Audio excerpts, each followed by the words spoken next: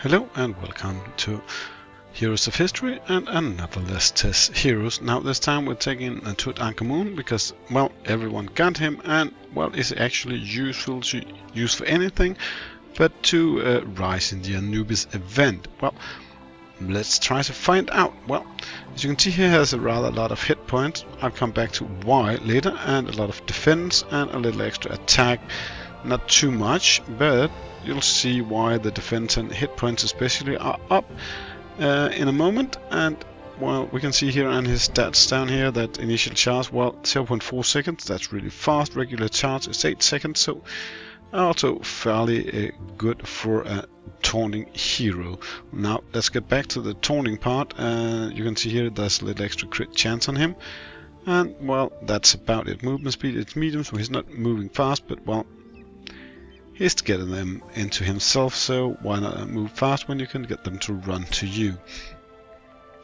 Now, well, he can taunt all enemies for 5 seconds. Well, it says here regular charge 10 seconds. I thought it said 8 seconds here when I was in here. And let's see, that wasn't here, I saw that.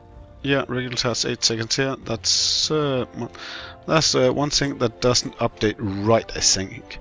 Deals 0.03% of his max hit points as area damage to all enemies when he's transcended. That doesn't sound like a lot, but his max hit points is, well, as you saw, almost 20,000, so that's a little anyway for a hero that isn't really an area damager. Increases his area radius by 1 until the end of battle when transcended, and it gains 728% of his base damage as additional max hit points until the end of the battle. Well, that's a fairly large extra thing. So, well, let's look into what does that help him a bit later when we feel in the battle. I gave him the Bard's Loot. As you can see, get him a bit extra hit points, base damage, defense. Very useful, all of them. A lot of extra base damage here, little attack, little hit points. And over here it's even better, 5% extra hit points, really counts for something. A little base damage and, well, even worse with defense.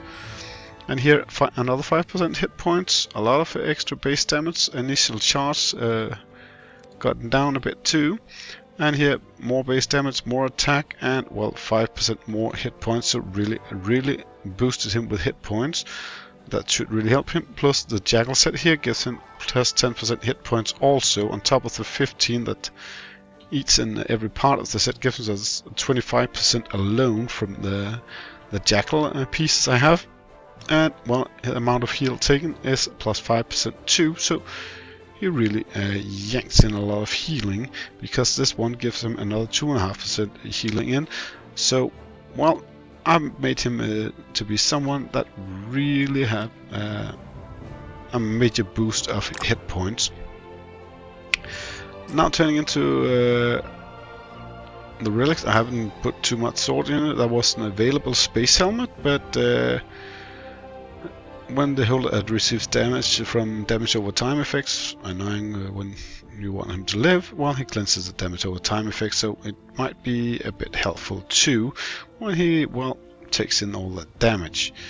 And awaken wise, I only taken him up 1 level because I really didn't have time to use all those Dark Egypt allied cultures, so I haven't gotten these 3 here. But if you did, there's a 15% hit points extra there, which would be a lot in my case. Defense another 15%, also yank it up quite a lot. Ability charge even faster, and finally defense a lot higher. So, well, that could be really high, and, well, basically if you put in the effort, well, you could actually get him there without too much fuss.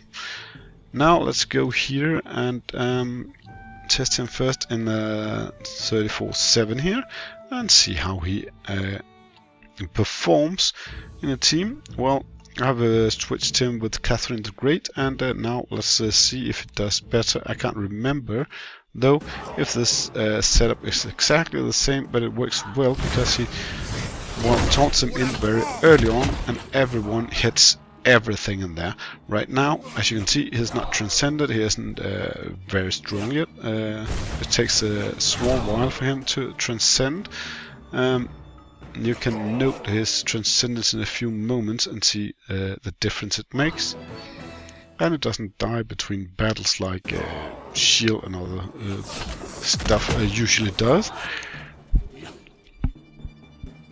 And there he transcended. You see here he gets some golden wings, so you're not in doubt when that has happened. And now he has a really large amount of hit points, and he takes a lot of healing too. And well, as you can see, as he always damaged, Sugar the Great just heals him up like crazy. And the area damages from the other heroes really does what they should do too. So it's super easy actually with him. But of course, his ability is also level 40, and well, I think actually the relics I gave him, not relics, items, were, well, they really supported him well. So let's see here what he got. Note that he does some self-healing. I don't think we saw that in his ability description, but he does that based on the enemies around him. And of course here is a lot of the healing from Ashoka the Great. Well, let's turn on to the next battle. And hooray, sound is back. Let's move over to 35.1 and continue the test and see how he does there. Well, his ability level is of course with him, and we can actually pull him here with a long draft here and look at his ability. Deals damage, increase aura gains, base additional max HP as the belt. Nope, there is nothing here about him actually self-healing, except it's noted here, but it's not there in text for some reason. I'm not sure if that's a bug or on purpose. Well, who knows. Well, let's continue the test anyway. Oh, come on, not in front of everything. That's annoying. So you can see here, it should well, really crank them up, our enemies.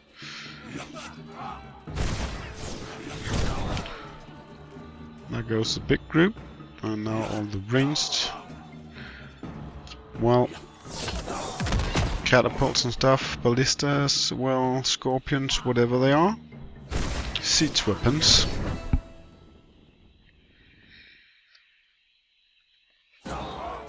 Well, he already transcended here in the first wave. That's mighty nice. I think, yeah, get over there so Mulan can really knock you all down. She has a great range for her ability. As you can see, it well really cleaned the battlefield. And we can move on to the next wave and the final one for this one.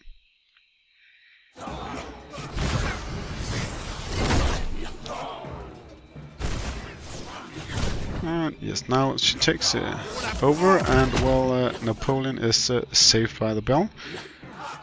Of course, we could try to save up the taunt, because here at the end, well, it's just cruel to those who are not really capable of sucking up the damage. Now let's see what that holds here in the battle stats. I've soaked up a very tremendous high amount of damage, but well, Sugar the Great has also healed that extreme high amount of damage. Let's see here, and when we turn to 35.2, if the game will let me in a meaningful manner here, and let's test it out here and see how they claim this battle. Well, 2 waves will help a lot, and well, if Mulan will throw her ability, I think this one is well, getting cleaned up pretty easy. Yeah. And the second wave here will be awaiting Mulan throwing her ability. She's a bit slow, but well, I think Tutankhamun really does his job great well, taunting everyone into him and keeping the rest of our heroes safe actually. As you can see, we're almost done with this one and is ready to look at the battle stats once more. There we go, and honor has been restored. There it is. Much less healing, much less damage taken, and well, not too much damage given either. Well, let's turn to a battle 4 in this province.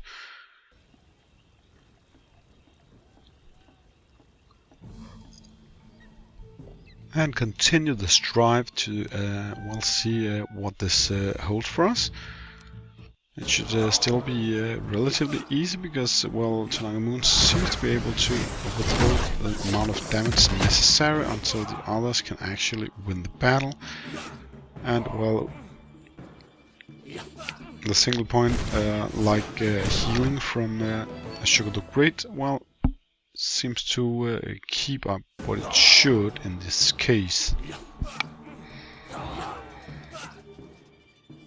Now everyone goes over there. And we have a lot of damage landing right about now, and then we should be cleaning up pretty much everything. Relatively fast at least. And we'll have a healing here, so they are more or less at 100% when we turn to the third wave again. So it seems like this level is way too easy for them actually.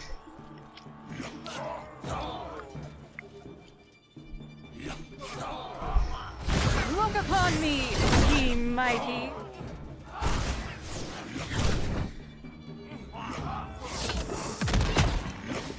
Well, okay, we're close to finishing, and well, let's look once more on the battle stats. We only have one more battle left to see how everything looks for him. Now let's do the final battle in 35-7 and see if it is just as easy. 35-7, there we go, and continue.